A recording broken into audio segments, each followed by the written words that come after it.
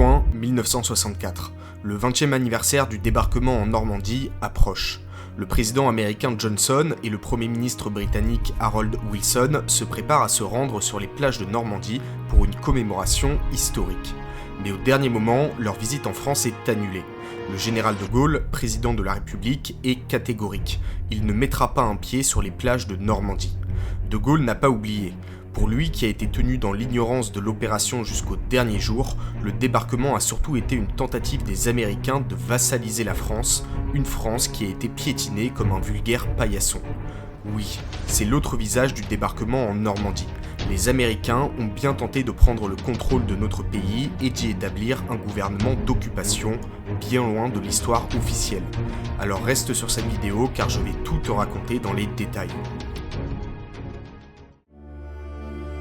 En 1940, en France, c'est la débâcle. Les armées franco-britanniques ont été balayées par les divisions blindées allemandes. En 6 semaines seulement, la France est vaincue. Un coup d'État institutionnel est à l'œuvre à Vichy. Le maréchal Pétain est intronisé chef des Français et concentre tous les pouvoirs. De l'autre côté de l'Atlantique, le président des États-Unis, Roosevelt, reconnaît le gouvernement de Vichy et maintient les relations diplomatiques. Il adresse des conseils à Pétain et place un proche du maréchal, l'amiral Leahy, comme ambassadeur américain en France. Roosevelt a été mis au courant, bien sûr, qu'un jeune général fougueux a été accueilli à Londres par Winston Churchill, accueille des soldats français qui traversent la Manche et prononce des grands discours prétendant représenter la France libre et le vrai gouvernement en exil. Roosevelt se demande simplement « Mais pour qui se prend-il » et il se refuse à tout contact avec De Gaulle. Il le surnomme l'apprenti dictateur.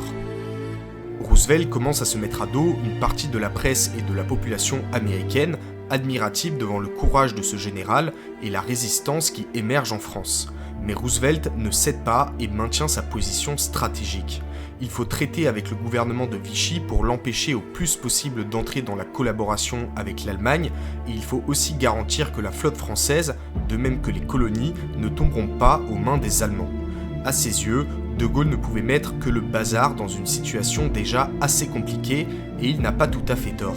La tentative de débarquement de Gaulle à Dakar pour tenter de rallier les colonies de l'Afrique occidentale française à la France libre tourne au fiasco et donne raison à Roosevelt.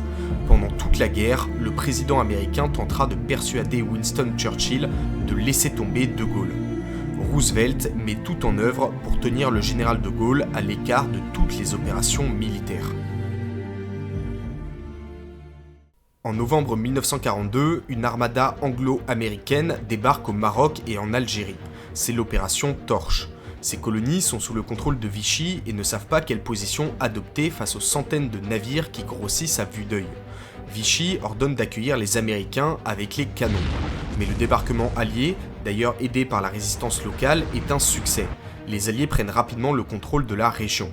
Le président Roosevelt décide alors de maintenir à la tête des forces françaises d'Afrique du Nord l'amiral Darlan, qui n'est autre que le dauphin du maréchal Pétain, sous réserve que Darlan se range maintenant totalement du côté des Alliés, ce qu'il accepte bien sûr. Cette décision offusque De Gaulle et l'ensemble de la résistance. De Gaulle envoie des émissaires à Washington pour protester, mais Roosevelt les renvoie sèchement. Mais l'amiral Darlan est assassiné quelques jours plus tard. Si vous voulez que je vous fasse une vidéo là-dessus d'ailleurs, dites-le moi en commentaire parce que l'histoire est passionnante. Les Américains vont-ils alors nommer De Gaulle à la tête de l'Afrique du Nord ? Bien sûr que non. Roosevelt choisit le général Giraud pour prendre le commandement d'Alger. Un homme hybride avec un pied dans la résistance et un pied dans le régime de Vichy. Heureusement pour De Gaulle, le général Giraud ne va pas avoir les épaules pour ce poste. De Gaulle est alors chef de la France libre, tandis que Giraud est chef de l'Afrique du Nord. Un nouvel organe est créé, fusionnant les deux, le Comité français de libération nationale, le CFLN. De Gaulle et Henri Giraud en sont coprésidents. Une poignée de main est orchestrée devant les caméras en présence de Roosevelt et de Churchill, alors que bien sûr, les deux hommes se détestent. Doucement mais sûrement, le général de Gaulle va peser de tout son poids dans ce nouvel organe et peu à peu écarter le général Giraud de toutes les décisions, Giraud ne parvenant pas à s'imposer. Mais ce n'est pas tout. En France, Jean Moulin a réussi sa mission. Il est parvenu à convaincre les différents mouvements de résistance intérieure de s'unir, de former une armée secrète et de reconnaître l'autorité du général de Gaulle comme chef ultime de la résistance. le cauchemar de Roosevelt se réalise. Désormais, aux yeux de tous, le chef des Français, qu'il s'agisse de la résistance ou du CFLN, c'est le général de Gaulle. Mais le président américain n'a pas dit son dernier mot. Il est hors de question pour lui que cet apprenti dictateur gouverne la France une fois la guerre finie. Dès 1942, plusieurs projets pour la France d'après-guerre sont mis sur la table par les Américains. Un premier plan prévoit de créer un État tampon entre la France et l'Allemagne, un grand État de Wallonie qui démembrerait le territoire français pour absorber les Hauts-de-France, les Ardennes et d'autres régions, mais le plan est finalement abandonné. Roosevelt et ses conseillers diplomatiques s'orientent alors vers la mise en place d'un gouvernement militaire d'occupation américain qui restera en France le temps de stabiliser la situation jusqu'à ce que des élections libres soient organisées. En pratique, c'est bien une suspension de la souveraineté de la France pour une durée indéterminée. Ce sera l'AMGOT, Allied Military Government of Occupied Territories. Lors du débarquement et de la libération, il faudra que l'US Army s'appuie sur les préfets et les départements qui devront leur obéir et reconnaître leur autorité. Mais les États-Unis forment aussi leur propre administrateur. À Charlottesville, en Virginie, des centaines de personnes sont recrutées par l'AMGOT et commencent à être formées. Cours de français, connaissance du territoire, du fonctionnement de l'administration. Leur mission, s'emparer de certains postes clés de l'administration française et s'installer dans les mairies, les collectivités. Une nouvelle monnaie destinée à remplacer le franc est même frappée aux États-Unis. La France devra aussi y perdre sa souveraineté monétaire. Quelques semaines avant le débarquement, sur décision de Roosevelt, les messages cryptés entre Londres et Alger, la base de Gaulle et du CFLN, sont coupés. Roosevelt invoque une urgence de sécurité. En réalité, c'est surtout pour tenir De Gaulle à l'écart des opérations, et cette fois pas n'importe laquelle, l'opération Overlord, le plus grand débarquement de tous les temps. Mais De Gaulle n'est pas dupe, ses services secrets tournent à plein régime. Il sait très bien qu'un débarquement anglo-américain est imminent en France et qu'il n'a pas été mis au courant. Il a aussi eu vent des projets américains de protectorat et il est bien évidemment dans une colère noire. C'est en partie pour contrecarrer ces projets et adresser explicitement un message et une menace à Roosevelt que le Comité français de libération nationale prend le 3 juin 1944 le nouveau nom de Gouvernement provisoire de la République française, le GPRF. Le même jour, Winston Churchill consent à rappeler De Gaulle de son fief d'Alger et à le faire venir à Londres. De Gaulle rencontre Churchill et l'entrevue tourne à la catastrophe. Churchill annonce la nouvelle du débarquement et lui dit qu'il a besoin qu'il lance un appel au Conseil national de la résistance dans la nuit du 5 au 6 juin pour commencer à saboter les installations allemandes. De Gaulle, hors de lui, accuse le chef britannique d'être complètement soumis à Roosevelt et lui hurle « Je note que les gouvernements de Londres et de Washington ont pris leurs dispositions pour se passer d'un accord avec nous.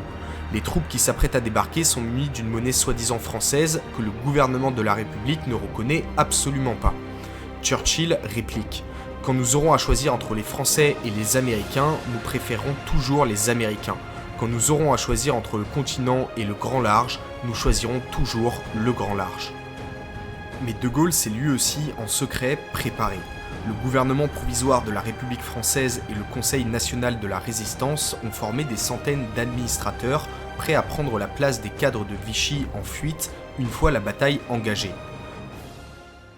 Le 6 juin 1944, à l'aube, nous y sommes. 150 000 soldats embarquent dans 5 000 navires, escortés par 10 000 avions. Eisenhower, le chef des forces alliées, dirige l'opération. Il prononce quelques heures après le début du débarquement un discours en apparence rassurant pour les Français, mais où on peut lire entre les lignes le projet de l'AMGOT. Il dit « L'administration civile de la France doit effectivement être assurée par des Français. Chacun doit demeurer à son poste, à moins qu'il ne reçoive des instructions contraires. Ceux qui ont fait cause commune avec l'ennemi et qui ont ainsi trahi leur patrie seront révoqués. Quand la France sera libérée de ses oppresseurs, vous choisirez vous-même vos représentants ainsi que le gouvernement sous l'autorité duquel vous voulez vivre. » Le temps presse. Le 14 juin, De Gaulle se rend à Bayeux, une des premières villes libérées en Normandie. C'est la première fois qu'il foule le sol français depuis 4 ans. Il doit y rencontrer le général Montgomery, chef des opérations anglaises. Churchill a donné des instructions très claires pour cette visite. Le général sera accueilli avec les honneurs, mais son parcours sera balisé. Il ne devra pas rentrer en contact avec la population locale pour ne pas déclencher de scènes de liesse. Mais De Gaulle n'est pas dupe et pas du genre à se laisser faire. Il envoie ses hommes de confiance prévenir la population à Bayeux. De Gaulle finit par gagner la foule, qui l'accueille comme un héros. Il prononce un discours où il s'engage à assurer la souveraineté du pays sur chaque pouce du territoire libéré. Mais il est aussi intelligent et pour ne pas trop inquiéter Churchill et Roosevelt, promet que des élections libres et démocratiques seront organisées pour déterminer le nouveau régime politique. Il place son ami François Coulet comme commissaire régional de la République, celui-ci nommant à son tour les premiers préfets. À mesure que les parcelles de territoire se libèrent, la France combattante s'installe dans les mairies et les collectivités, avec bien sûr l'appui de la population locale. Concernant la fausse monnaie, des instructions sont données aux banques pour l'encaisser, mais ne pas l'utiliser. Les agents de l'AMGOT sont désormais réduits à des rôles de figurants. Constatant que l'ordre règne et que la situation politique de la France se stabilise vite, Eisenhower, le chef suprême des forces alliées, beaucoup plus francophile et pragmatique que le président Roosevelt, renonce bel et bien à l'administration militaire de la France et se concentre sur son but ultime, Berlin. Pour enfoncer le clou, De Gaulle se rend en juillet 1944 aux États-Unis pour honorer une invitation qu'il avait reçue quelques mois plus tôt et qu'il avait intelligemment reportée. Il y est accueilli par la population américaine comme un héros et assoit sa stature internationale aux grandes dames de Roosevelt. Le 25 août, la libération de Paris par les forces françaises de l'intérieur et la 2e division blindée Leclerc exalte le triomphe des Français et de De Gaulle et met tout le monde d'accord.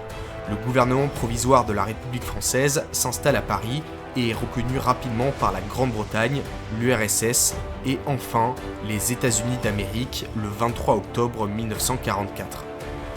J'espère que cette vidéo vous a plu et vous a fait comprendre tout ce que l'on doit à un seul homme, le général Charles de Gaulle, qui a dédié sa vie entière à la survie de la France.